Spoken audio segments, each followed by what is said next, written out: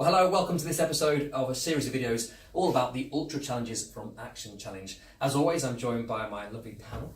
We've got Jim Smith, an experienced walker. He's one of our Trek masters on the event. He's taken part in 10, 12, 15, 20, 30 of our Ultra events. He keeps on growing. Running coach, Matt Buck, who's taken part in some of the world's toughest Ultras. And we've got event director and director of Action Challenge, Julian Risley. Thanks for joining us. This one's all about not going to bed, it's the opposite. It's walking and running during the night, because I imagine, for me, that would be part of the scariest bit, having to walk through the night time. But Jim, you've got a different opinion on it. So personally, I'm a big fan of nighttime walking. The solitude and the feeling, you see a side of the countryside and the routes you see on it you wouldn't normally see in kind of any other sort of event. Does take some getting used to though. You know, it's one of the more challenging. You can train for walking, you can train for running, but training your body to be up and active when it wants to be asleep and recovering can be an interesting aspect to these events. And as a runner, running at pace, so obviously you can't see ahead of yourself as much as you can during the day. I mean, how does that change your sort of approach? So a few tips on that. I would say, number one, have a good head torch. Don't buy the cheapest head torch you can find, because you'll regret it as soon as the night comes. Have a good head torch and just take it a little bit slower. Probably be going a little bit slower at that point anyway, because you'll be tired, but just ease off on the pace a bit and just make sure you're sure of your footing and the route ahead of you, and if there are any major obstacles, just ease right down to a walk if you need to. It's better to walk for a little bit and get to the end than to break your leg and not get that medal.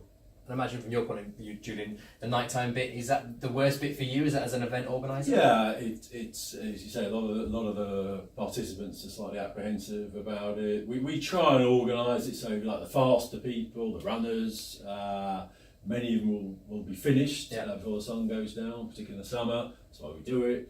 The joggers in the middle there, they're the ones which need to watch out, because they will perhaps try and be running. For the walkers, it's a bit different, but as Jim said, it can be a great feeling actually.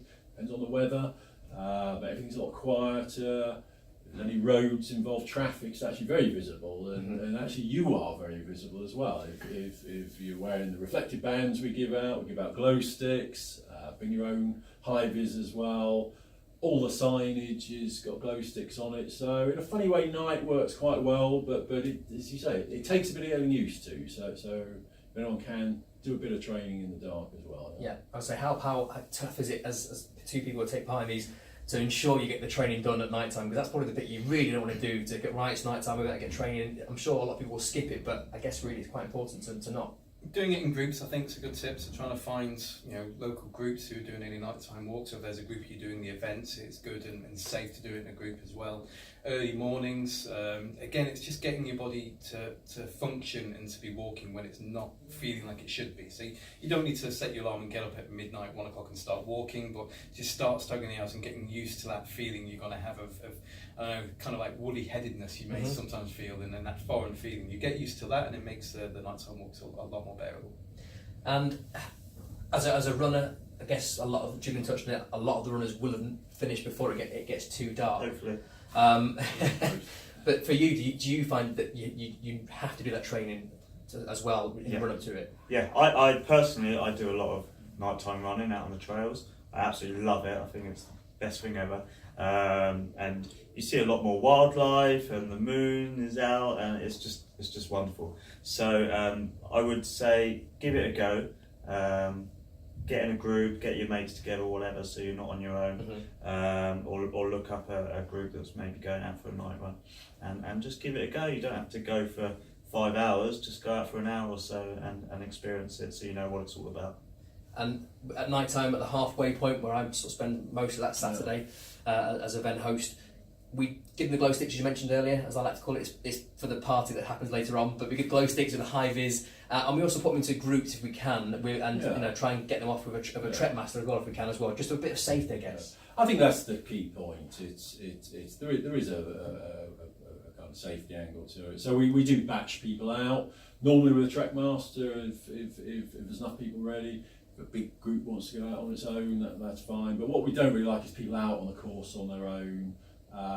They're more likely to just get slightly worried about it. Well, for a lot of people, it gets the night time when it's halfway, so they're tired. and they know mentally, oh my, I'm only actually halfway, I've still got it all to go, so they're already a little bit, maybe perhaps a little bit down. So I guess, you know, safety in numbers and group spirit. So certainly for walkers, you know, have a bit of a break at halfway. It is the natural point. We've talked about kit in previous videos. Not a bad time to refresh your kit. So don't rush out of that halfway stop. Get prepared for the night. It is a different phase, and yeah, look forward to the sun coming up, because it's a wonderful feeling when it does. And there is an option for people to split it into 2 days, isn't there? Absolutely. Some people get to the halfway, go to bed somewhere, be that sort of camping that's available, or their own hotel, whatever they've done, and come back the next morning. Yeah, in fact, quite a few are doing that these days. I mean, particularly you think we're in some wonderful scenic areas, and if scenery is your thing, alongside the challenge, you're going to see the scenery better in daylight. So that 2 day daylight option is there, and I know it's proven very popular, say on the Jurassic Coast, because you're stunning scenery, so you don't have to do it at night. So. Any top tips from you two for nighttime, things that people might not necessarily think about to bring, anything that you personally bring that sort of makes a difference for you?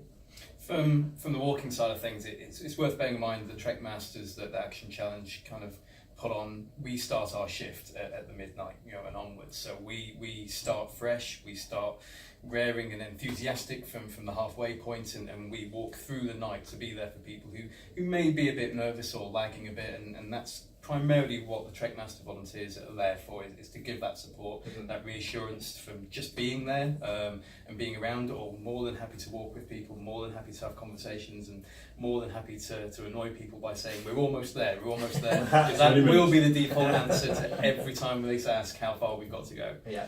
Matt, bright torch? Yeah, bright torch, and also for the runners, just buddy up with people. If it means waiting at one of the rest stops for 5 minutes, wait for someone to come in and go out together, because you'll enjoy the conversation at that stage of the run, but also you can look after each other and look out for each other. You don't need to know them either, do you? I mean, No. They're looking probably for the same sort of support that you're looking for. Exactly, so don't be shy, go and introduce yourself to someone, and I'm sure they'll be grateful. Well, thank you again for all your advice, and if you've enjoyed this video, there are more videos giving lots of top tips for taking part in one of these ultra events. If you've enjoyed it that much, please make sure you book one of them. There are loads this year, and hopefully we'll see you on the start line. Go ahead and push yourself further, or as we say, we're going to say PYF together. You're going to hear that a lot this year, and hopefully we'll see you all very soon.